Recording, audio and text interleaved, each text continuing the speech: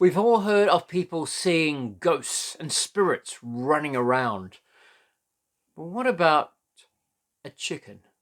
Well, let me tell you about Pond Square and the ghostly chicken. Stay tuned.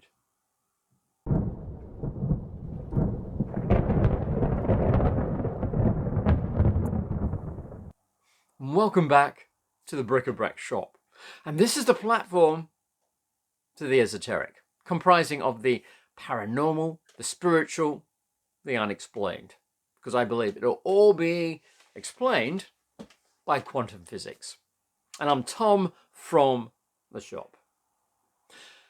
Yeah, if you do like this video, what you're going to see, do press the like button and click the subscribe button and press the bell. And you won't miss out on future episodes. Ghostly chickens, ghosts, who's seen any? Write down in the comment if you have. But ghostly chickens. Now, we don't usually hear that often of ghostly animals. Maybe with the headless horseman with his horse. But normally, you don't normally hear of ghostly animals. However, there is one in North London at Pond Square. This is Pond Square, quite a small square today in a very busy area of the suburbs of Greater London. But originally, this was Pond Square because there was two ponds here, and one originally built in the 1300s and another one later added to it. No pond here today, and that's because it was filled in 1864. Why was it filled in? Well, you got to get an idea of London at the time. London in the 1800s actually became a very polluted city. There was, would you believe, there was smog around London. And not from cars, because let's get real, there was no cars in the 1800s. The rivers, the waterways, and there was drains and sewage that entered into the ponds in Pond Square. So naturally, it became quite a health risk. And they were cleaning up London in the 1860s. And so in 1864, they also filled up the ponds here, which is why there's no ponds here. However, going back to the days when there used to be a pond to about 1626.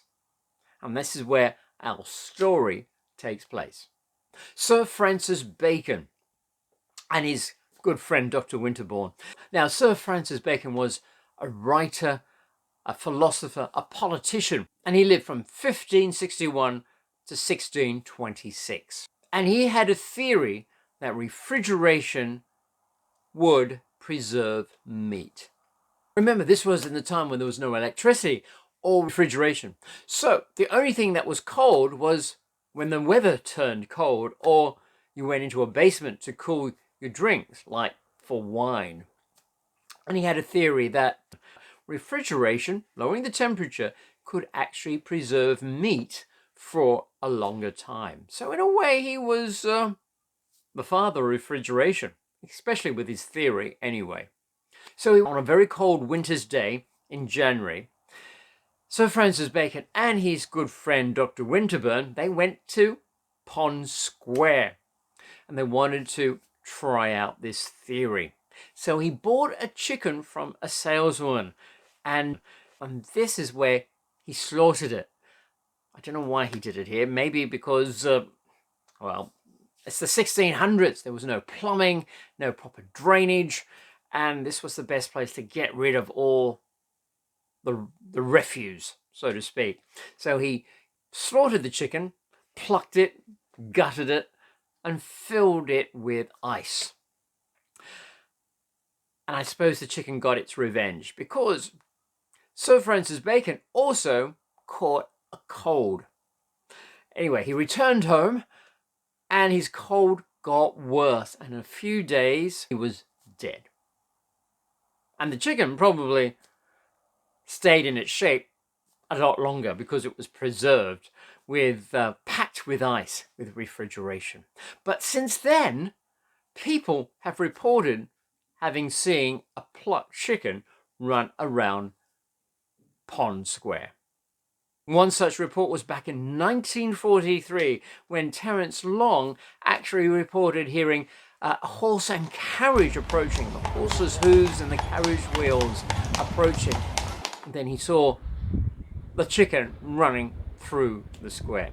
And there's been other reports, although, to be fair, apparently the sightings have diminished over the last few years. Or maybe no one's actually been mentioning them. But what do you explain? How do you explain it? Maybe it's the residual energy of the chicken that's been absorbed in the environment, replaying the situation. Because as they say, when you slaughter a chicken, cut the head off and let it go, it's running around because the nerve endings are being sent the energies to run away. And that's why you said like running around like a headless chook, because once they've killed the chicken, the body is still in that messages from the brain to keep run away. And so the chicken will run away, even though it hasn't got a head on it, which can be quite frightening to look at. And maybe that's the energy that got imprinted on the surrounding areas. And that's why it replays back at certain times when the environment is right. What do you think? Or maybe it is a chicken just still running around headless. Write your comments below and let me know what you think. Or what is it? This thing that people see running around Pond Square. And if you've enjoyed this episode, do tell your friends and share it as well. And do press the like button. As I mentioned, it does help the channel and help us. Let's increase the followers. And subscribe. And press the bell button so you won't miss out. And do keep subscribed because I will release videos and it will cover a whole range of different topics. And have a look at our links down below. There's a whole list of links there with lots of things, with our shop, with the book. And if you want to buy me a drink, if you've really enjoyed this episode, buy me a drink. It really helps the channel and helps me as well. So with that, in the meantime, hopefully you'll join us next time and stay well and happy because, well, you're on a good vibration, a good plane, and being happy really puts you on a good energy level where you can attract things in the future. So in that, stay well and happy.